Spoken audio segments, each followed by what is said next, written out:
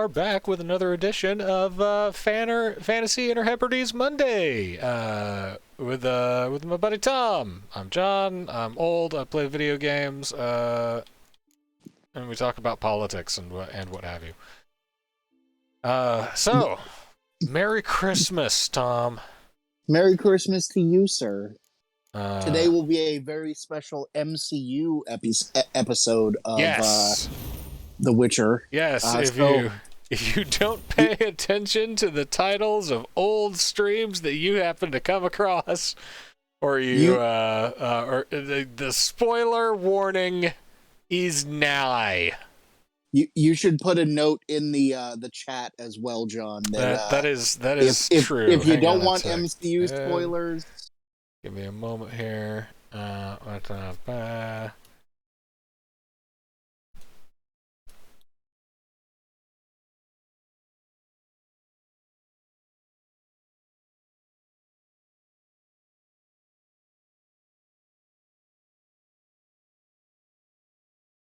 So the only MCU property that I have not seen yet, besides some of the Netflix series stuff, is Eternals, which I just looked it up, and it comes to Disney Plus on January 12th. So I will definitely be checking that out in 2 weeks. Yeah. It's odd where that one fits in, and I really enjoyed it. I've heard it's very good, so I'm looking forward to it. I am definitely looking forward to the build-up that it has for some other characters. See, the tricky thing is like I look at all of these different Marvel properties, right? And I was talking about this with my dad over Christmas, because like this was the kind of stuff that that like I got taunted for by my family. Now, and that's not like oh, feel sorry for me. My parents were so mean. Oh, there we go. Mockery is how my family shows affection. I mean, Tom, you're familiar with this. Mm-hmm. Yeah, I've called you short pants for well over a decade now. Yeah, just about. So like my love of comic books was something that I got kind of like, I was a nerd to my peers and the object of good-natured ribbing from my family. Like I never escaped the laughter, right? Which again, it was a weird time culturally, and I think it helped breed a sense of unassailable and frankly undeserved confidence. That is the hallmark of who I am, deep down in my core. All right, what were we doing? I do not remember at all. You left early. Yeah. And I found a cave, but it is a cave that I do not know how to enter. Oh, you're going to come back there. So don't bother with this yet. Correct. Yeah, that cave is going to be part of a quest. That cave will be part of a quest. Yeah, you'll come here with Yennefer later on. Okay. Then I will head to this custom marker, and that will be it for Uriala Harbor and Yingvar's Fang. Alright, I just have to not fall into the giant hole. Anyway.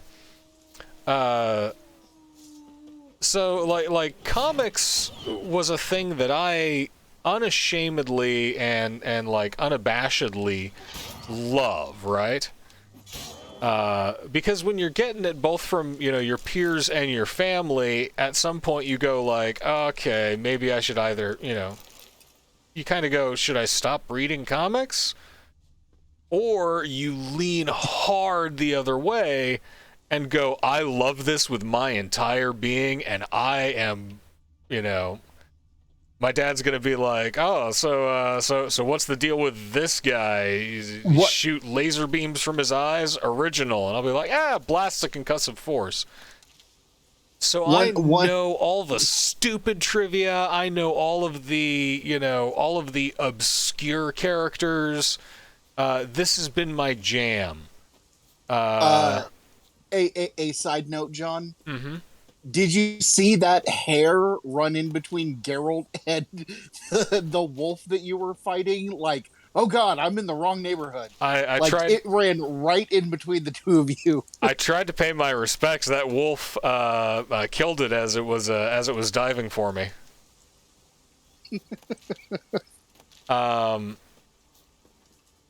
Yeah. So like my boy Tommy knows, always read comics. But so, like this was, if I go to see an Eternals movie, I can't just go see it as a movie, like I can't just go and look at it and be like, oh, the cinematography is excellent. And as somebody who got equally as invested in like acting in the theater, like the difference between a high quality performance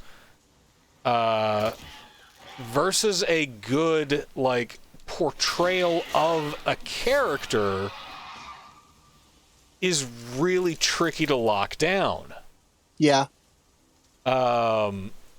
Get it. So I'm trying to think of the best way to like encapsulate this without rambling for a full 10 minutes before getting to the point.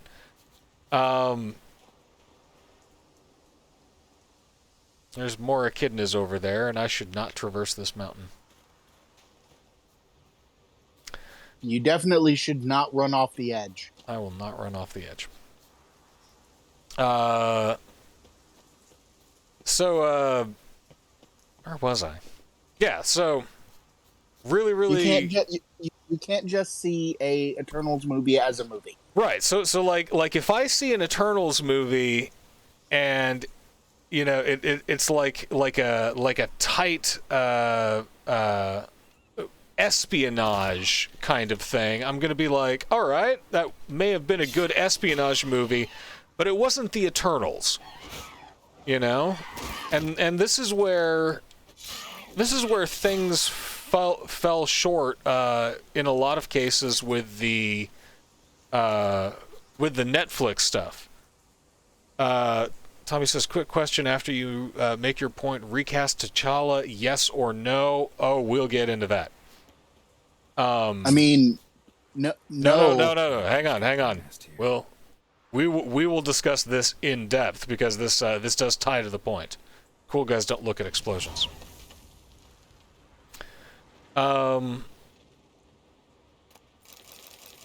The tricky part about this, as I believe that I have said before on various streams, I'm a gigantic Iron Fist fan.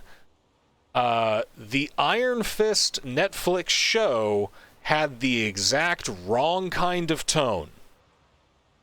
And it didn't find the right kind of tone until near the end of season 2, right?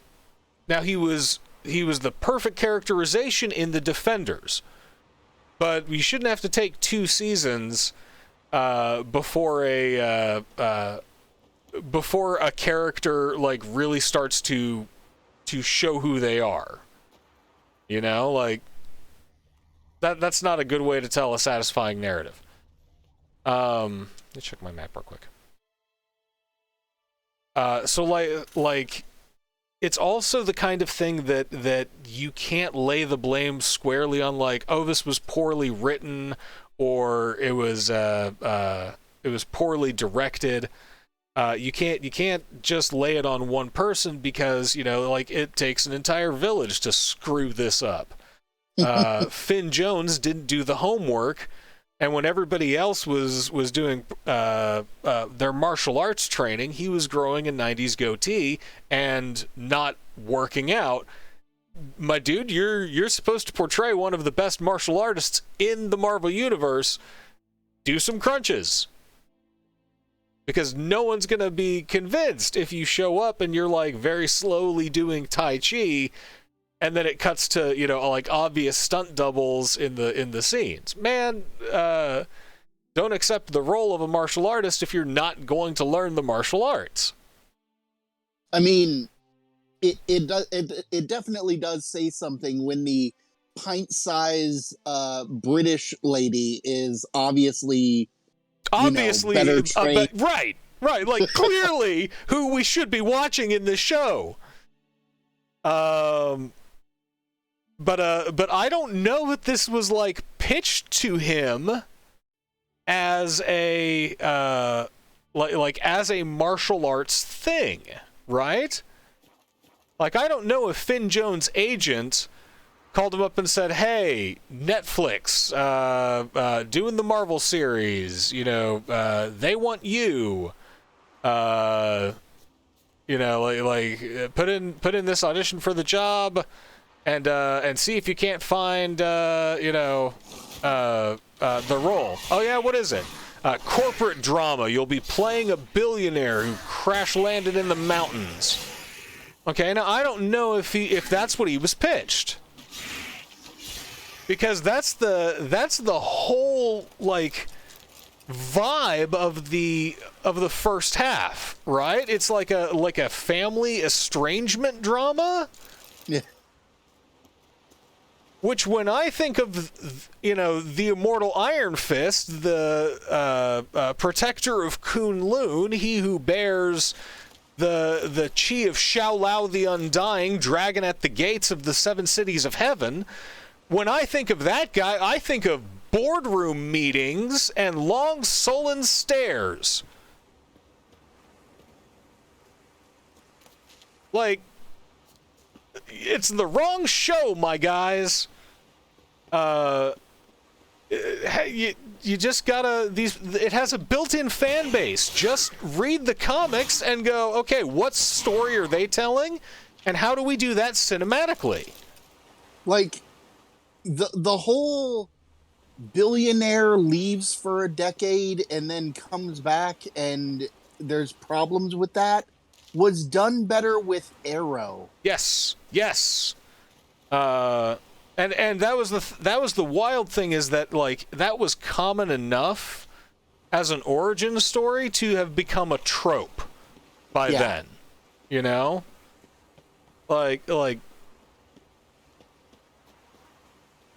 no Iron Fist fan, right? And I speak, you know, like, I feel like they should have just did Defenders and had Iron Fist debut there. Like, they were trying to get these out in an order that would build hype, and I think they messed that up. Especially given what the plot of the Defenders is, it would have been better to just roll into it straight from the end of Daredevil season 2. Mm-hmm. I mean, so I will give my remind me of this, because I do want to answer Tommy's question. But remind me of my like how I would fix the Netflix shows, which is going to become perhaps presciently relevant here in a bit. I just want to check this place out and make sure I'm not missing like a treasure chest or something. Before we get into that, mm-hmm. can we throw down some spoilers and talk about some Spider-Man? Almost. I need to get to I need to get this. So sometimes it's a failure of like corporate intervention, right? Netflix didn't think that a mystical kung fu show would sell, so they pitched it as a tight family drama. That's a problem with marketing mostly, right? especially sometimes, given how well Marco Polo has done yeah. on Netflix. But sometimes you have an actor who hits the mark so perfectly that they get attached to that character forever. No Iron Fist fan would be heartbroken if Finn Jones got recast. Okay? None of us would mind. If Finn Jones didn't show up in Iron Fist season 3, hypothetically, or didn't make a cameo in Shang-Chi 2, which you're caught up on Shang-Chi as well, right? Yeah, I've seen it. It was Good deal. Like nobody would cry themselves to sleep at night. I completely lost my train of thought as to where I was running, so let me get a big green marker to remind me. I think you were trying to get off the island. Yeah. Eat food. I bypassed that little thing. Eat food. Nope, that's not food. That's killer whale. I am Fortune's fool. Sometimes, but now you can breathe air. Yeah, I'm doing great. But like sometimes you run into like somebody that so perfectly typifies a role that you're like, no matter what, we're going to hang on to that guy, right? Like this is what we see with guys like Paul Bettany, right? Oh yeah. Paul Bettany. I mean, Robert Downey Jr. as Tony Stark. Right. You can't recast it. Right. But like Paul Bettany started off as just like, okay, we'll have the computer do a voice, and Paul Bettany will do a couple of lines that he can just phone in, and and it's fine. And in interviews, Paul Bettany was like, and I was about to like end my career because nobody was giving me any roles.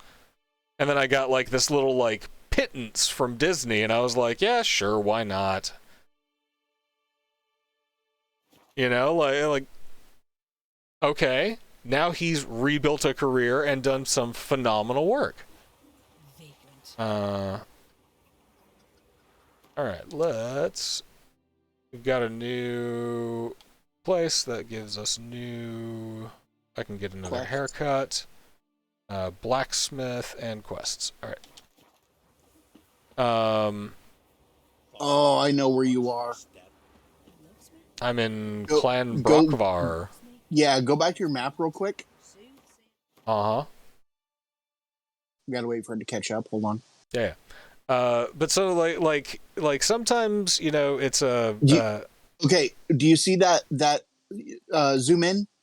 Do you see that big building to your like northwest? Yep. That is going to be the site of one of the creepiest Witcher hunts in the entire game. Ooh. Yeah, you're gonna get a quest to do a hunt that involves that place, and it is super creepy, super spooky. Okay, well then I will check the other quests and poke around some places of interest before undergoing that. I gotta finish this thought. I gotta do it. Okay. Marker undiscovered location. All right. So the like the success of the Marvel Cinematic Universe in terms of like remaining coherent is that they have figured out that different stories are told through different types of characters, right? Like they've kind of clocked onto that.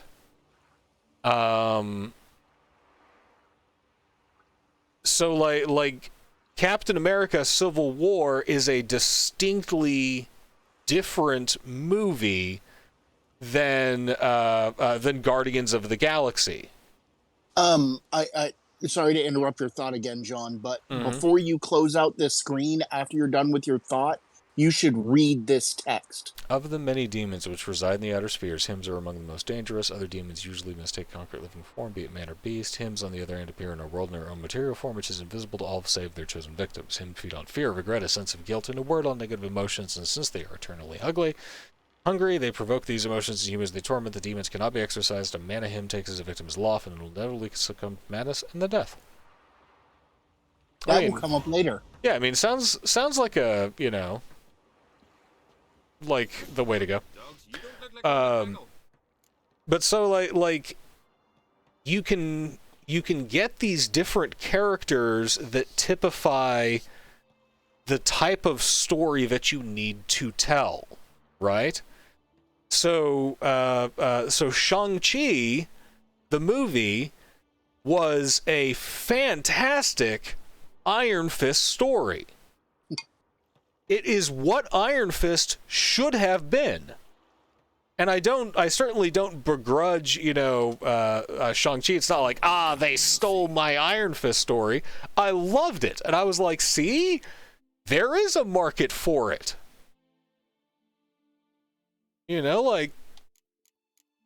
People, you can tell these stories. It's okay. They won't pillory you.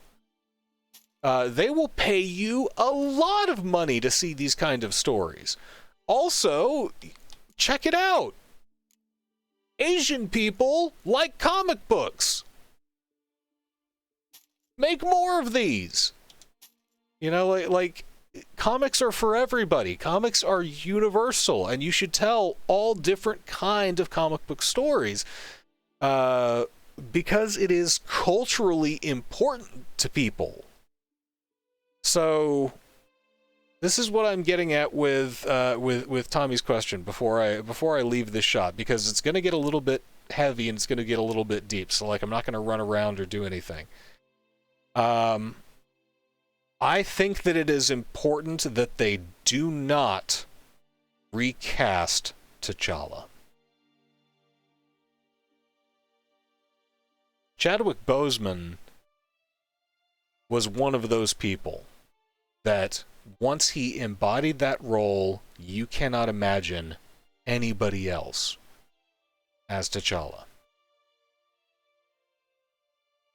And his death was so, it wasn't the kind of thing that he talked about. It happened so suddenly, because he kept working through the illness.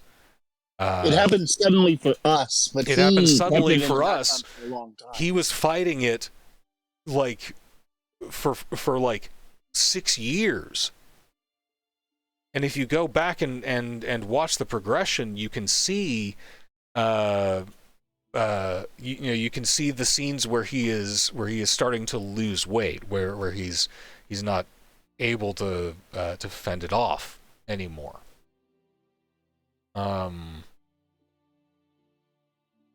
His death seems sudden to us, and because of that, it hurt really bad, because he was the perfect T'Challa. He was an amazing Black Panther. And I say this from the perspective of somebody who fell in love with those, with comic books. And that meant that I threw myself into the history of comic books, those old, the old 60s back issues and reprints. I read a lot of Black Panther. And Chadwick Boseman was a perfect T'Challa. So it felt like my heart was being crushed when we saw the news that he had died. And I am not the audience for the Black Panther stories. When Black Panther came out, it was it kickstarted a revolution. It was the first superhero movie that was primarily people of color and primarily Black. Mostly non-American actors too. Right. I mean, like you can name a whopping 3 white people in Black Panther if you are like, like a trivia nerd who's like, who are these guys? But people that had never gotten into comic books got into Black Panther. And it was an amazing unifying time. I saw it in theaters twice, and each time I was one of the few white people in the theaters, and you could like look around you and see people like dumbfounded that they actually put in the time and effort to do things like the lighting, right? So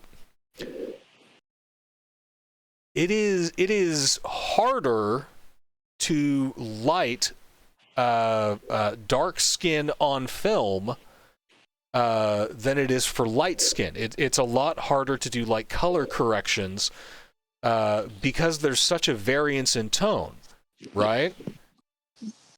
So it's a lot easier and like cheaper to light movies that have a predominantly white cast, because you can, put them all in the same basic foundation and call it a day. You can't do that with the skin tone of African people. There's too wide a variance. Now it doesn't mean that it can't be done. It just means that it's more time consuming. You have to change different gels. You have to, adjust different settings, and it takes skill to do it right. And the worst parts of the Black Panther movie were the parts where they covered the actors' faces. The worst parts, hands down. It was a beautifully done, moving epic drama, and you saw people latch onto it, and everybody in the theater was just enwrapped by this performance. And Chadwick Boseman was the Black Panther. And if you just take somebody else that looks like him and say, we're going to continue to tell the stories of T'Challa as, this is the guy who is now, playing T'Challa, even if they did it with like the most respectful way that they could, it would not be the same. It would not be the same. And it would ring hollow no matter how hard they tried. And not just to the comics fans either, right? But Black Panther is a story about legacy, and Black Panther is a story about history and about loss, about that history being taken away. I mean, a thing to bring up would be the fact that for all it is a very advanced and egalitarian society, even with the Dora Milaje, it's still a somewhat patriarchal society. And going through the story of Shuri becoming the Black Panther will be an interesting story to tell. Well, I think that it would have been an interesting story to tell. I If think the that actor wasn't a crazy anti-vaxxer. I think that Letitia Wright done screwed that right up for herself. I mean, look, if you're gonna go cash the Disney check and Disney says get the vaccine, you might really want to consider getting the vaccine. My personal thoughts. But what I think they should do in light of that is I think that they should make the next, the Wakanda Forever. I think that they should make that about how Wakanda as a nation handles the death of T'Challa.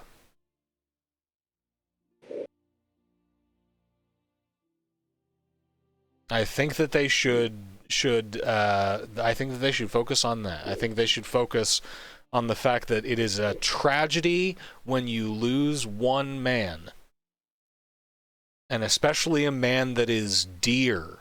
Especially when you lose, a king, and this is not meant to be specifically gendered, but that a king is not a nation, and the nation will endure.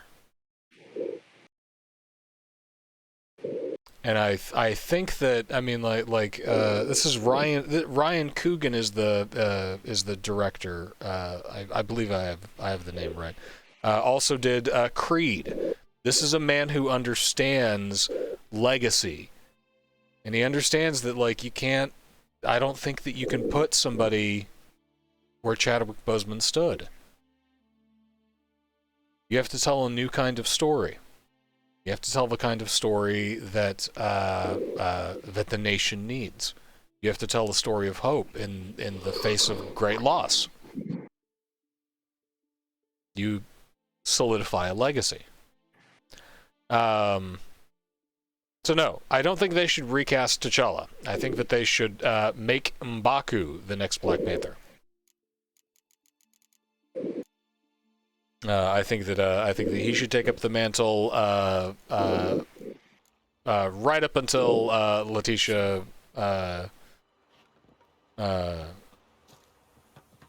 right up until she kind of comes to her senses. Okay. I think I got the point. Let me keep it with the chat. Lupita and Donna are gorgeous and all light. See your point. Yeah. I mean, I can see both sides of the argument, because the Black Panther is also a symbol, right? But T'Chaka was the Black Panther before him. It's brings it to me. The Black Panther is a mantle, and I just hope that they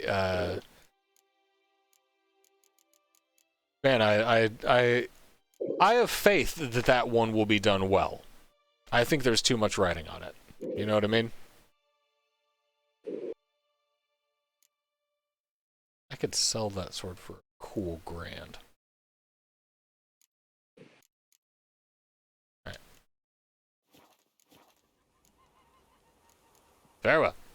Farewell. Right. Never thought I would see the day when somebody would say M'Baku should be the Black Panther, right? The man-ape? Oh, problematic. But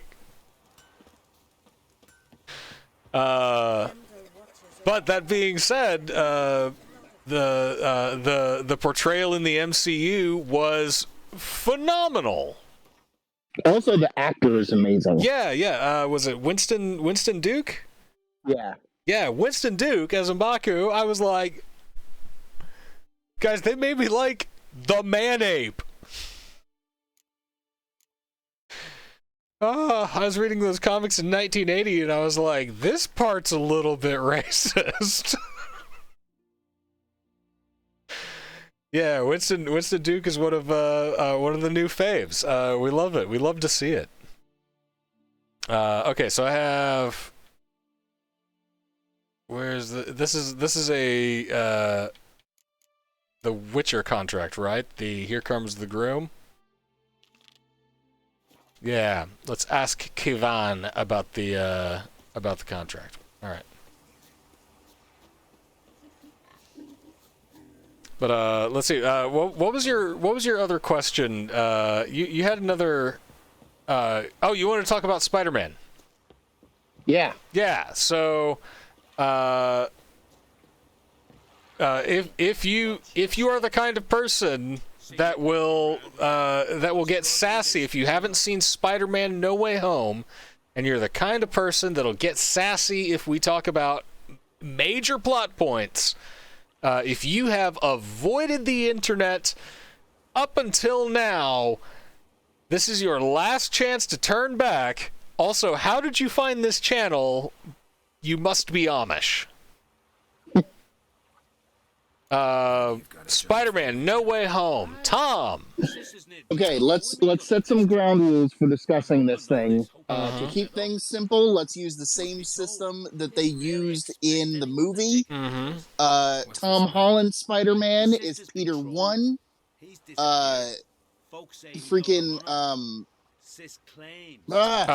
Tobey Maguire was Peter 1. Tom Holland was Peter 2. I could have sworn that Tom Holland referred to himself as Peter 1. No, actually, like, both of them referred to themselves as Peter 1. Okay. Yeah, that was another fun little joke. But yes, I will be calling them by their last names. Okay. But yes, that was another little dig. So let me just bring up my absolute favorite thing in that movie.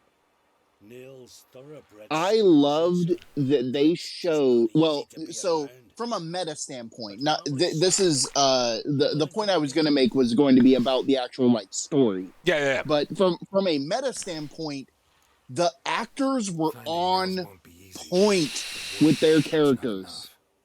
Like everyone was 100% back in the swing of playing those characters from their initial portrayals of them, and it was fantastic. Tom, seeing Willem Dafoe go all in on Green Goblin was great. Tom, back in the swing. Don't judge me. Back in the swing, Tom. Flagellate yourself, Tom. You know what you have done. You monster. All right, Tommy says, No Way Home was fantastic, made me cheer and cry. Here's a weird question for you. Here's a weird question for I guess Tommy in chat. Looks like yeah, it's Tommy and Tom. So this is hilarious. Two Toms and a John. Anyway, was any of this movie like shocking to you? The death of Aunt May. I did not see that coming. I kind of saw that coming. It makes me very sad because Marissa Tomei is incredible, and well, and they had been deflecting it with all of the press junkets beforehand, where she was talking about how she hoped that Aunt May could get a girlfriend in a future movie. But here we are. Yeah. Now, and that's something that Marvel has done really well, is they know to control the message. Right? But the internet's full of sleuths, you know? So like you were talking about when we were discussing the No Way Home trailer, you know, you see the lizard, his head turns and someone goes, something has been digitally edited there. Yeah. Something is missing. So when the Spider-Men showed up, lots of folk were like there were audible gasps from a few folks, and I can only guess that those were the people who like either didn't read comic books at all or just like didn't access the internet. You know what I mean? Like, show me what you have. Yeah, for a couple of weeks, the nerdosphere was like, I think they're gonna have a whole bunch of other Spider-Man. You saw it pretty much opening night, right? Yeah. Yeah, I saw it on Christmas Day, so it had been out for a couple of weeks. And people cheered when Andrew Garfield stepped through the portal. Yeah. Pardon me. People cheered because, our nerd theory was right. And that's incredibly satisfying. But there was also like gasps of surprise. Now, what was stunning to me was not like, oh my gosh, they actually did it. They said multiple Spider-Mans. It was how well they did it that blew my mind. So this kind of circles back to the original point I was going to make. So the acting was very good, but the thing that I liked the most was how they updated the portrayal of the first two Spider-Men, and especially how they integrated this sort of sadness to them, where they see Tom Holland's Spider-Man, this like he's younger than us, he's us, 10 years ago for Andrew Garfield's Spider-Man and 20 years ago for Tobey Maguire's Spider-Man, but they're like, we still see ourselves in him.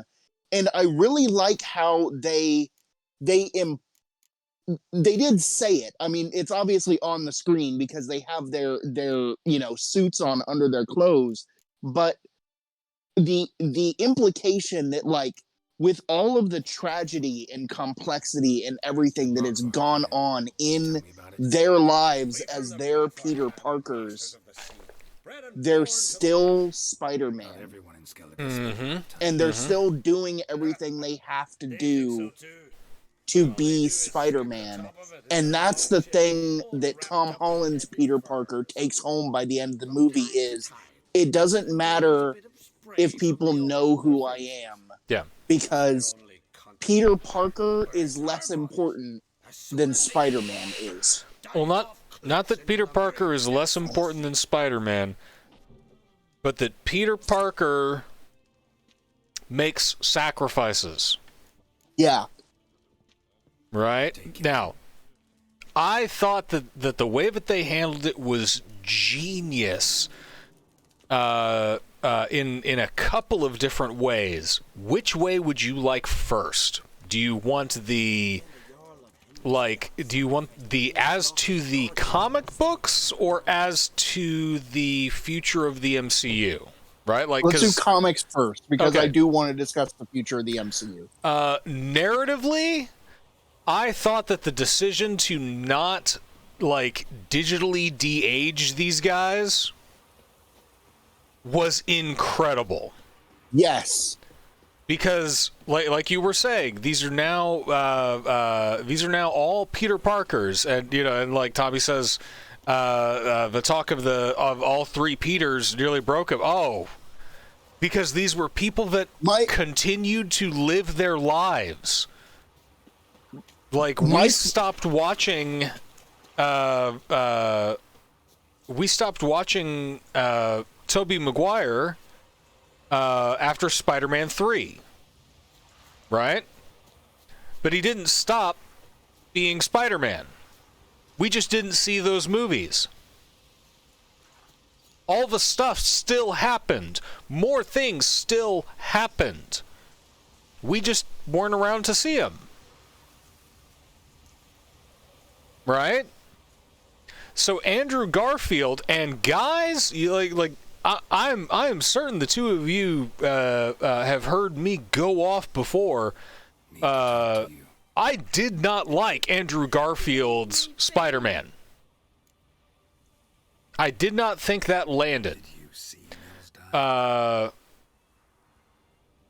His performance was heartbreaking. It was incredibly tragic. And he knocked it out of the park.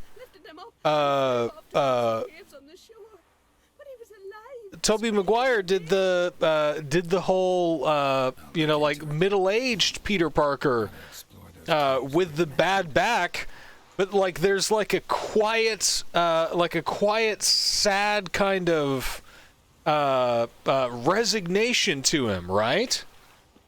But at the same time, he's the one who's the most at peace.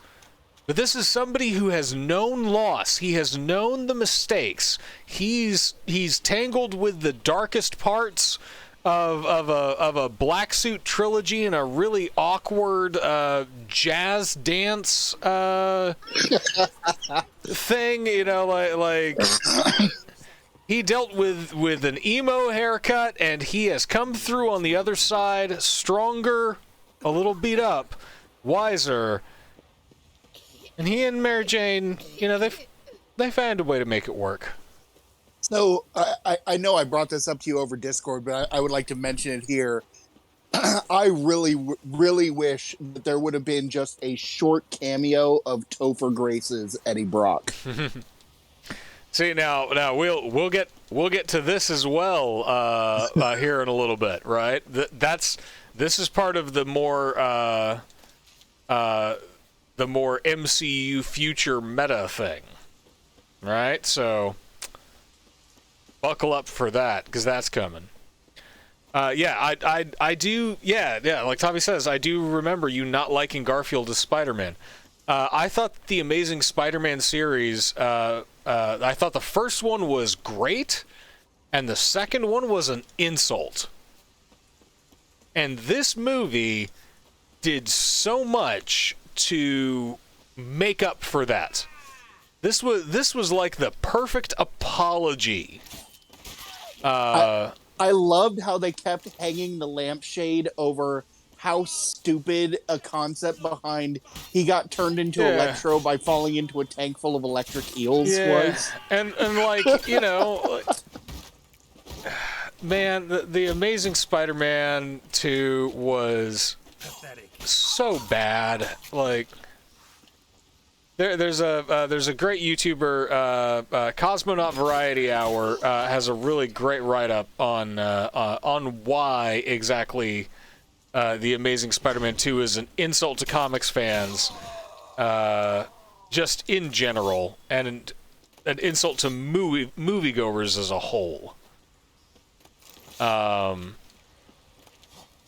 Like, it wasn't until I would watch Batman versus Superman that I would ever feel so insulted by a company.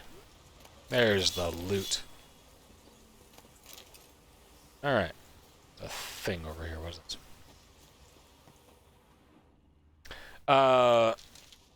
So like I'm not a fan of Garfield's Spider-Man until now. Well, you got me. Andrew Garfield put in an incredible performance as a guy who watched his girlfriend die and lost himself in being a superhero and has not really talked to people for a long while. There's a reason why he's the first one that they find, and that's because they're looking for Spider-Man.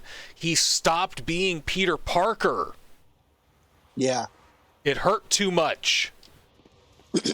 He never got over the death of Gwen Stacy. There were stairs. I think you can climb stairs to get in there. Well, we've come too far. I think outside the box. No, there were stairs. Okay, I got some emerald dust. I hope that's useful. And a divan runestone that I don't know what it does.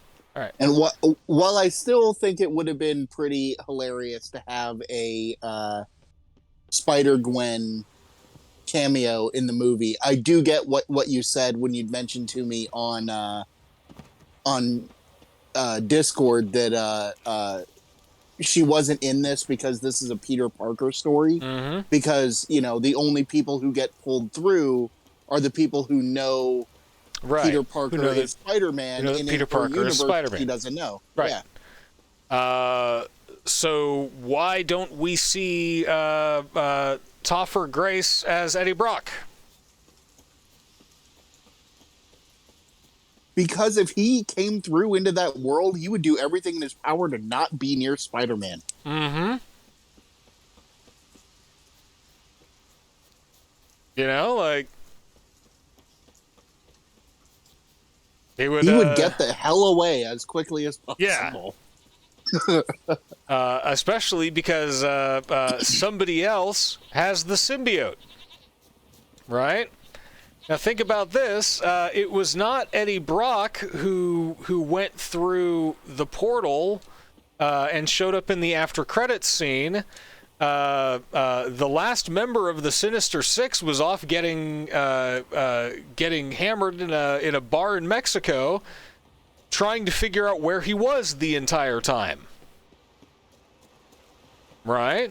Trying to figure out why Tony Stark is a thing. That was such a hilarious scene. Okay, but like as far as after credits scenes, and I'm gonna pause it because this is a cool point, and this wasn't something that hit me until like a day afterwards, right? Eddie Brock did not know a thing about what was going on in this world. And he certainly didn't know Peter Parker. He didn't know a high schooler. Right? Peter Parker's a New York photographer, even in even if let's say that Venom's from like the Topher Grace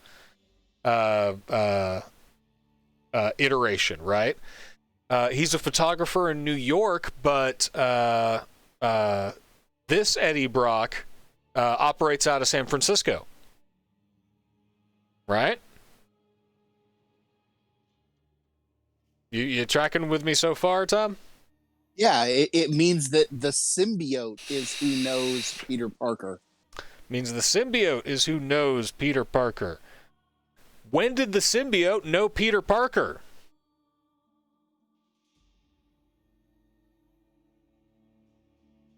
Spider-Man 3? In Spider-Man 3, when it was attached to Topher Grace. The symbiote remembers. The symbiote is the first crossover from all of these. It knows what all the other symbiotes know. That's part of the whole symbiote thing. It's having memories from alternate reality versions of itself, and so it left a piece of itself behind. It's going to try and kill Peter Parker. Which, you know, that's going to be fun. Right. And with Tom Holland's Parker, it's going to come out of nowhere. Right. The symbiote is transdimensional. Now, here's where it gets... a very big siren.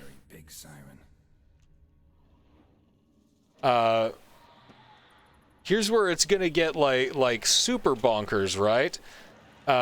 Is that, like, from a meta standpoint, this is the most insane, profit-grabbing, like... I don't think people have yet come to the realization of what Disney and Sony have just done. Yeah. They have said, hey, you know how these guys kept being Peter Parker even after their movies ended? Y'all want that amazing Spider-Man 3? Y'all want Sam Raimi to direct Spider-Man 4 with Tobey Maguire? Y'all want these characters to come back? We can do that now. If you had a favorite Spider-Man, we own the rights. We've got the money. We're making all of these guys money. We can tell any Spider-Man story we want. And if it doesn't fit in one universe, we will put it in another. That's what they're careening towards with the Multiverse of Madness. I guarantee it. So, mark this on your calendar. They have already crossed the streams. Peter Parker has a very good lawyer.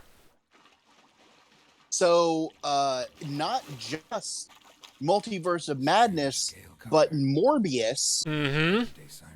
You've seen the newest trailer for Morbius, I assume, because it was before Spider-Man. Sure did. So, Daily Bugle newspaper from the Sam Raimi universe. Mm-hmm. Oscorp building from Andrew Garfield's universe. Uh-huh. And he says, I'm Venom, blah. And they mention the San Francisco incident. Yep, which is Venom. And this is very obviously also occurring in the conventional MCU. So Morbius is like a mashup of all of the universes crunched into one. Which is, would you like my prediction on that? Go ahead. Across the Spider-Verse is going to slam them all together. Across the Spider-Verse will be the vehicle through which they do that. That is my prediction. It is a beautifully executed narrative way of basically saying we're gonna make whatever kind of movie we want. Yeah. Okay. I think you're going backwards. Yeah, I'm going the wrong way, but I'm having difficulty. Oh, I've got to do platforming crap.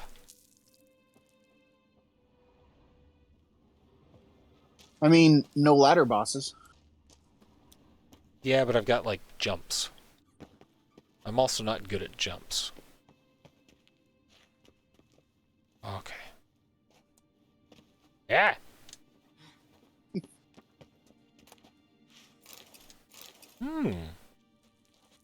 Got a diagram for an Ursine crossbow. Hooray for me.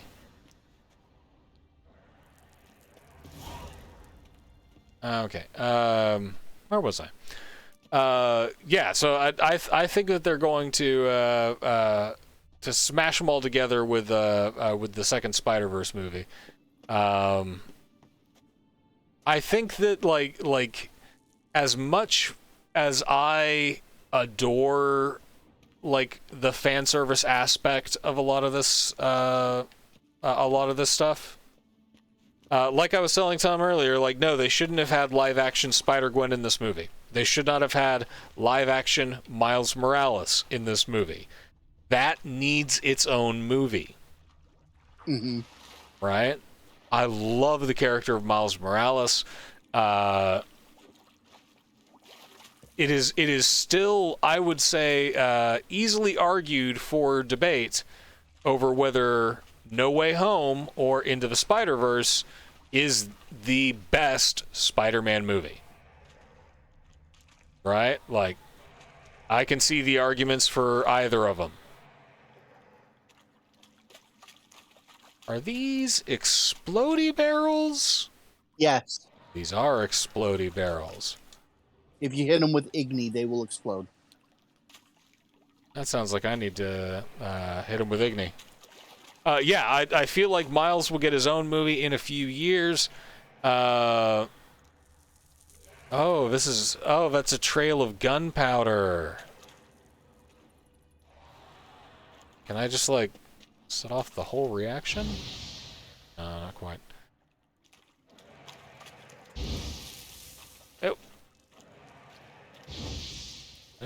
little bit more. There we go.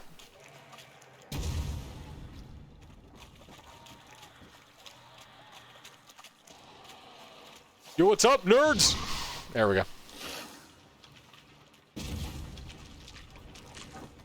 All right.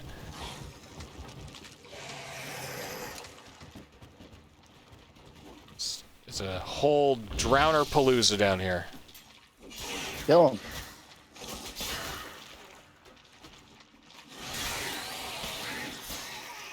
There, my controller went all wonky for a second there. All right, there we go.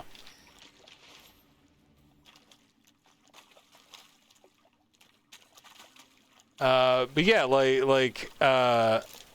it's a hard decision because they're both such excellent films, but like they tell such different stories, right? Yeah. And that's like that's the exciting thing for me, right? The fact that they are unifying all of this under like one production company is still just like bonkers to me. We see Daredevil in No Way Home. We see Kingpin in Hawkeye. Do you want to hear my theory about that? Hit me with it. I think I think Daredevil is going to come back in She-Hulk.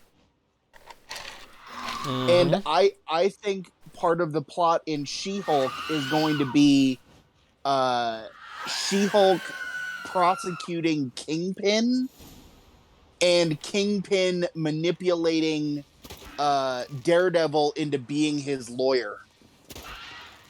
I could probably see that. I think that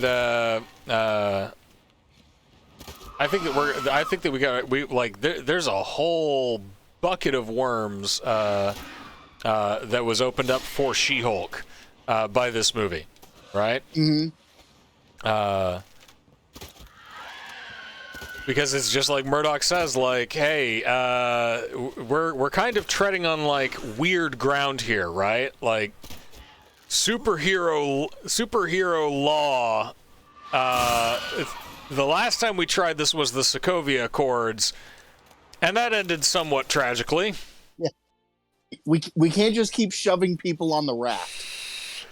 Right. Like, this is a relatively new occurrence, and law works real slowly, so there's going to be a lot of, like, burgeoning lawyers making a name for themselves, prosecuting and defending these superhero cases. This is a chance for lawyers to make precedent. And that's what I think one of the big pushes for She-Hulk is going to be. I think that Matt Murdock will definitely show up, or Charlie Cox as Matt Murdock will definitely show up.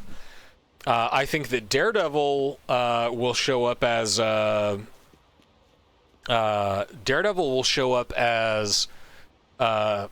background character in Echo. Yeah. If I have my way. That would be a very interesting interplay. Mm-hmm. The blind superhero and the deaf superhero teaming up. That was where Echo initially debuted, was in Daredevil. Stunning art by David Mack on that run, by the way. Like absolutely gorgeous art. All right, let's go collect our reward from Kevin. I think that there is a chance that we will see the Defenders again, and like this is where it gets a little bit weird in terms of wrong one. In terms of like recasting, yes or no, right? I think that they will bring back Luke Cage and Iron Fist, and my hope is that they get Mike Coulter. Yeah. Because Mike Coulter was perfect. Jessica Jones as Luke Cage. They are not going to lose Kristen Ritter as Jessica Jones. Right? I think that we're going to see, like the next time that we'll see Iron Fist will probably be in Shang-Chi 2. That is my prediction. So last week, did we talk about Thunderbolts? I think we did briefly. Right, So- right? Like this is the gang's all here, man. So I really, really am hoping that they end up doing a Thunderbolt series, because that gives us a team led by Baron Zemo, which we just need more of him. He needs to be in more things. Yeah. Put him in every MCU movie. I don't care. Give him a line or two. He will steal the scene.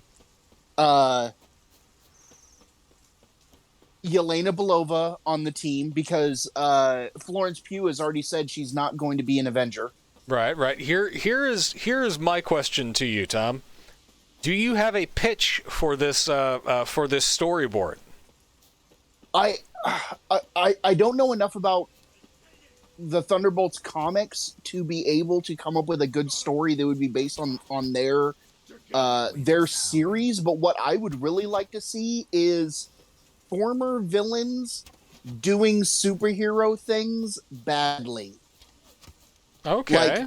Like, I want to see a team completely made up of characters who were villains in other Marvel movies and series, coming together to try and be good guys and just not really getting it, like having a really tough time with it. Interesting. So there's like two different kind of like groups going on, right? There's the Thunderbolts, and also like the Dark Avengers, right? Yeah. Which is what you would put guys like John Walker in, right?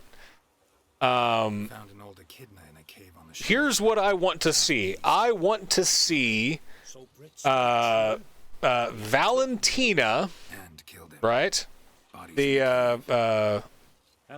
The manipulator who got to Belova at the end of Black Widow.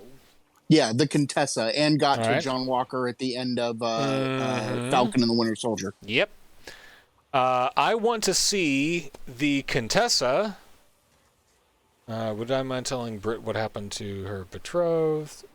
Yeah, sure. Why not? Fine. I'll talk to her. It's the least she deserves. Feel like a dumb. I want to see that team. Right now, who would you place on that team? Farewell. I'd put John Walker on that team. I'd put the Yelena as the new Black Widow on that team. Who else?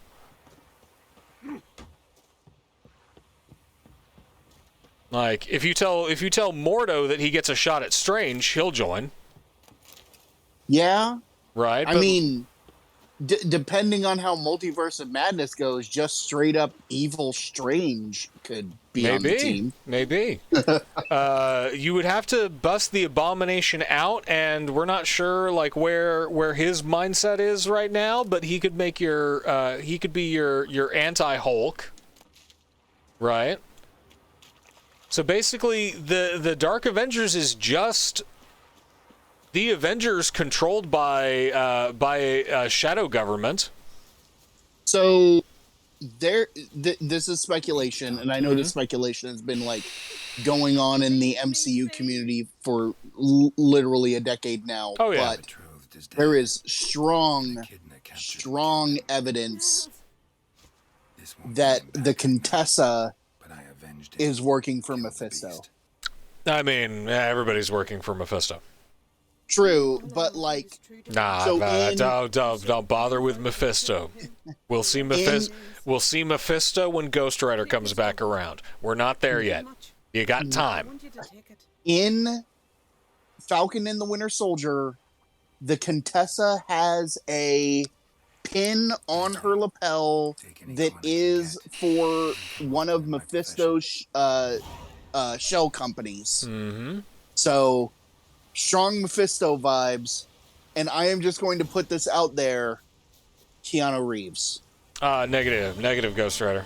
Pattern is full. Please, no, do please, not put Reeves, Keanu Reeves as Mephisto. Mephisto. Come on, he's better than that. But he could play evil so well. Devil's Advocate might prove otherwise.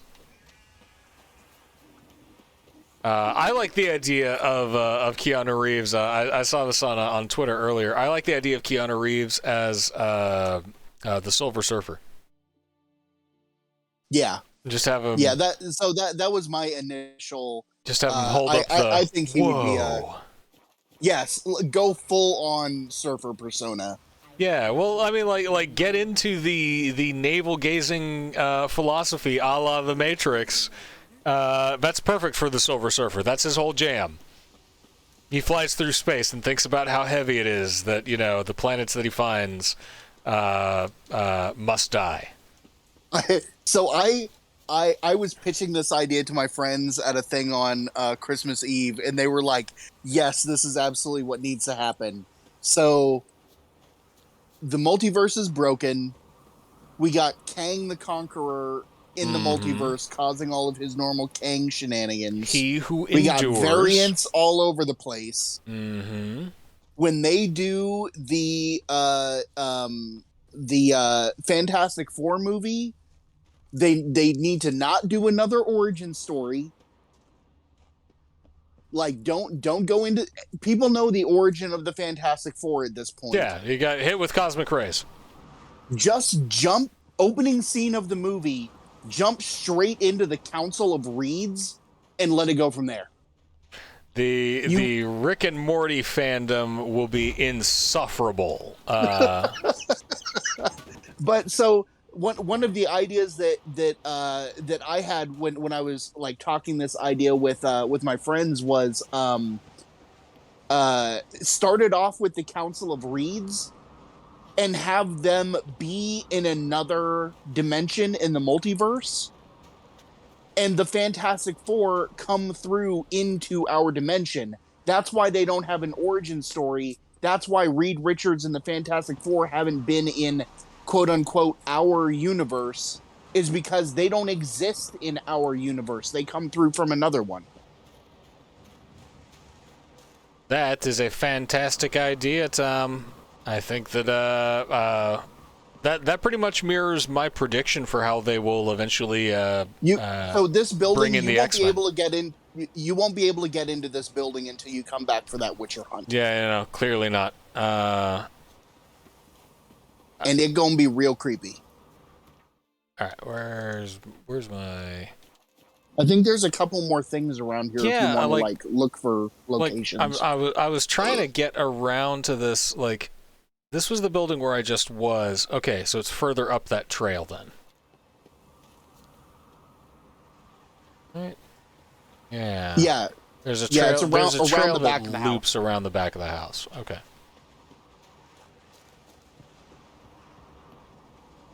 So I'd be up here. So so do I have to get through that beforehand?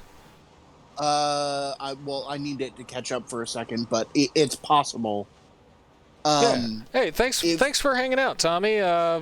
We do this every Monday, baby. You know where we hang out. So, we'll wait for Tom to catch up. I will refresh my beverage real fast. We've been talking a lot this episode. We're going to talk some more, because, man, it's just getting started. Oh, yeah. How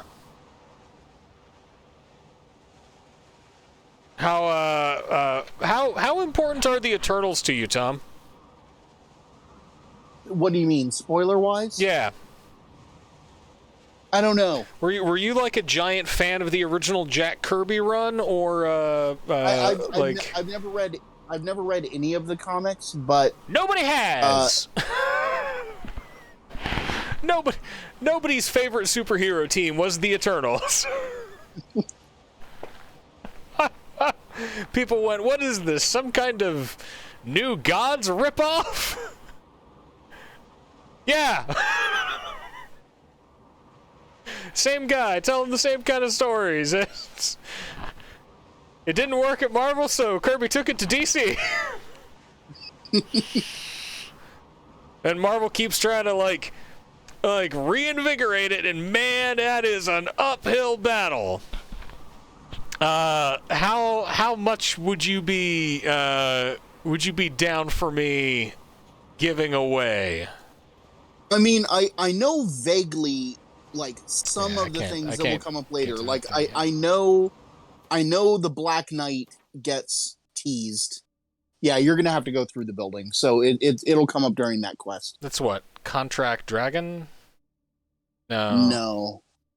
It is a Witcher contract, but it is. Keep going down. Missing Brother? Scroll. That's Velen. No. Missing Son. It's none of those. You haven't gotten it yet. No, I got it at the thing, didn't I? With the No, it's none of those quests. You haven't gotten this Witcher hunt.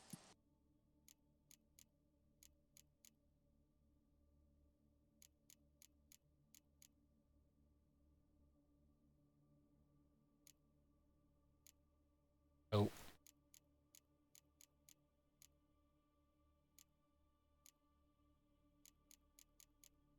So I know that the Eternals sets up the fact that like Celestials are going to be a problem in the future.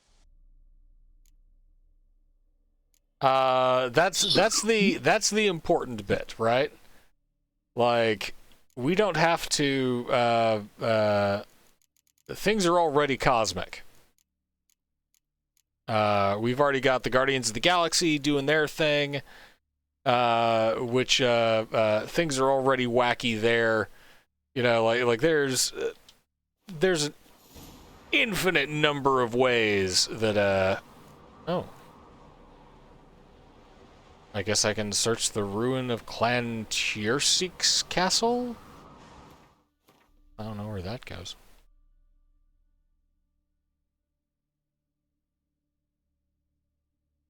So there's a cave entrance there. Is that the one that I couldn't get to earlier, or?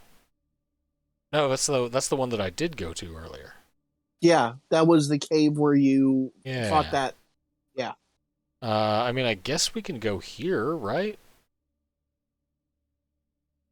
That clump of buildings on the end of the peninsula is probably something. Yeah.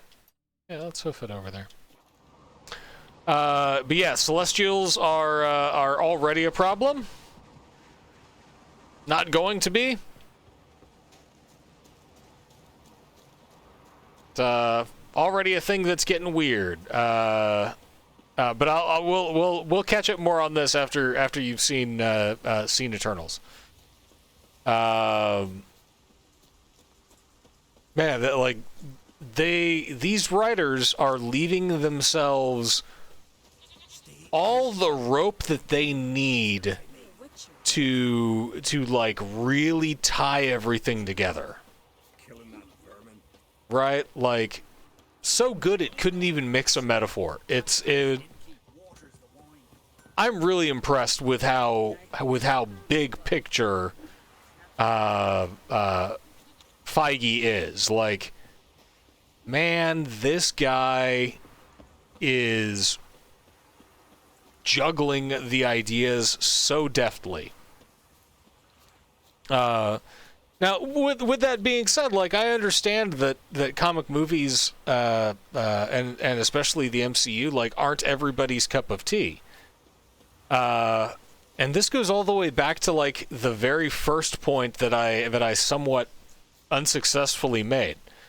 I can't watch The Eternals and go, oh, this is a good movie, or oh, this is a good sci-fi fantasy movie, or oh, this is a good, like, weird, trippy, cosmic, philosophical movie. I look at it and go, yeah, but is it a good Eternals movie? The answer, yes. I thought that The Eternals was a very good Eternals movie.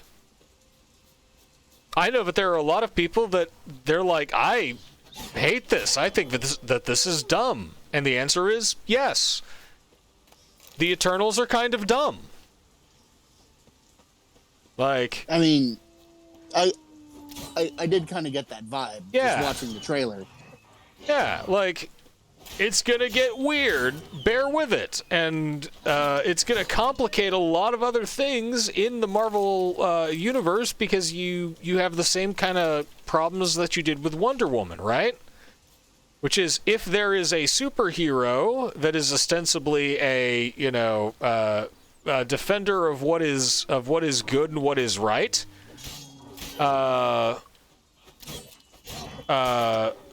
where were they during the Holocaust? Right? If Diana actually beat up war itself, you know, at the end of the Great War, then why did we have another one? Where were the Eternals during all of these conflicts? The first question that everybody started asking was, why didn't the Eternals come help when Thanos snapped half the world away? Well, watch. If you're in the right kind of mind frame, you'll get it. You'll understand why. New marker, the town of Hove. Hello, welcome to Hove.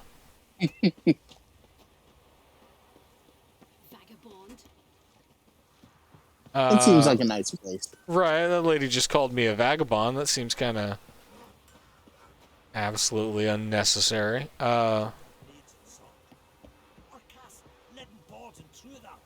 Cast leaden balls. There's a wraith, not some devil. So what do we do? Go to the druids? Yeah, go to the druids. Druids aren't any good with wraiths. Druids suck with wraiths. Suppose you're best. Such a gob. He's better than any. That's a witcher there. Listen, it's our arena. We got a wraith that haunts it. Damned if we know how to drive it off. Do you think you could manage? Yeah. This wraith, I can probably manage it. Need the details. What do you want to know? Kind of wraith are we talking about? Know anything about this specter? My granddad told me his granddad said the wraith was called Ula the Unlucky. Lost every bout he entered, yet always recovered from his wounds. Sounds more like a werewolf. Ula weren't even able to die like a man. Till one day, Jarl Oh. called a tournament in the arena. This is a quest I never figured out how to deal with. Oh. And the Jarl drew Ula the Unlucky. Jarl was cocksure he'd win. Okay, so I feel like I need to pay attention on this. Ridiculed him till all in the stands were crying with laughter. Finally, he raised his arms in triumph, and that's when Ula, who couldn't take it no He more, couldn't take it no more. in his back. As he died, Thoma cursed Ula. May ye lose again and again for centuries on end. That's what he said. Ever since, Ula's haunted the arena, looking for a fight and getting In about 10 minutes, I'll have to get going because Yeah, we'll end it a little early tonight, but bugger keeps coming back though. Daniel's getting back soon, so All fights precisely 'cause of that. we will An arena. Like any we'll other. keep this one on the back burner and go figure it. Yeah, Spickaroo. Bouts were famous all across Gallagher. Then one day a wraith showed up. How did you know? Told you. He's a witcher. You just told me the story, genius. All right. Could try my I'm hand. dealing with a couple of schmatties here. Not for free though. Get it done, and we'll pay you the champion's purse. And a premium from our earnings to come. Once the fighting begins. After the curse is lifted. Oh, sure you're not getting carried away there? All right. A little lie, but fuck it. Witcher gets rid of the ring. I like this dude. So be it. One time only, though. Sounds reasonable. Yeah, man, I'm not gonna come back here. All right. Find a way to send Ula to the afterlife.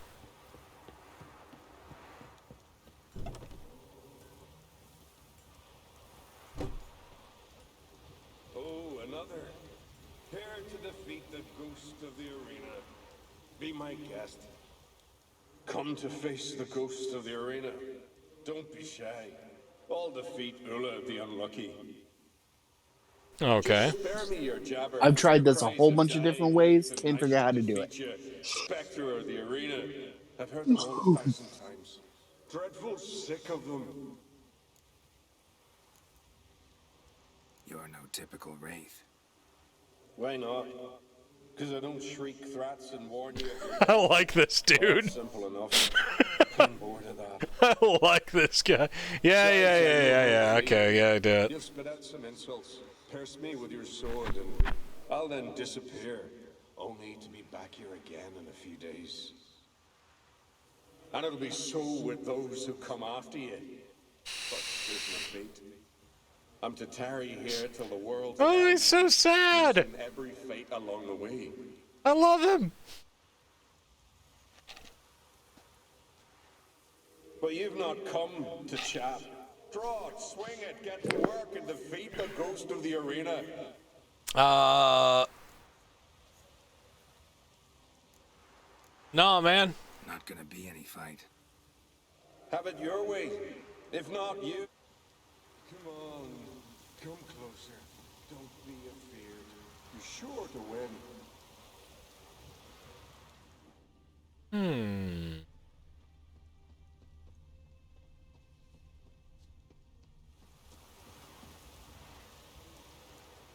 Come to face.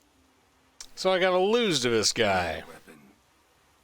Draw in. We'll make it quick.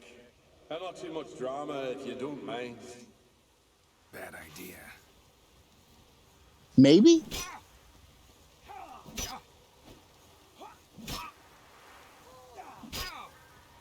I never tried that. Gotta think outside the box. Now we got Dark Souls. Or not Dark Souls. You gotta do the opposite of Dark Souls. I defeated you. Seems so. Congratulations. But I was to lose till the end of time. What's that? I hear laughter and joyous cries. The clanking Onward to of the Valhalla, chalices you and a unlucky bastard. summoning me to the feast of heroes. If only I had realized it was that easy. You'll let me win. I don't know. This is also the kind of guy who'd be like, psych! The gods be with you. You jerk. Farewell, ghost.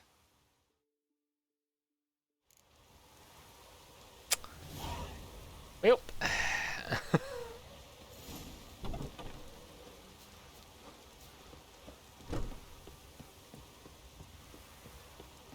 There you go, boys. Ghost shouldn't pester you anymore. Drinking meat with his ancestors by now. I knew you'd manage it. Well, Gunnar, you're winning. Here. You bet on it? Should have seen it. I said you'd pull it off. Gunnar said there weren't a chance. That's why he's got that sheep's arse. See that frown often when it's time for me to get paid. You needn't fret. We're honorable folk here. This is for you. Remember, you get a cut of the earnings once we get the arena up and running again. This dude's my bro. So long.